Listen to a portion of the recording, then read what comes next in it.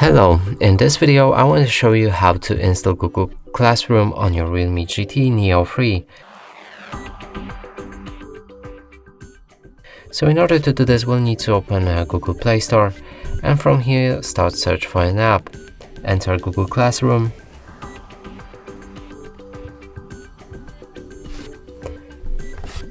Now select this app and install it.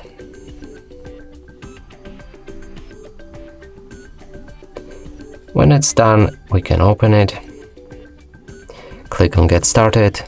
Choose the account you want to use for this classroom. Now to join the class, click on the plus button and then join class. Enter the class code which you should be provided with, and when this button glows in blue, you can join the class. And that's it for this video. Hope you like it. Please consider subscribing to our channel, leave a like and a comment below.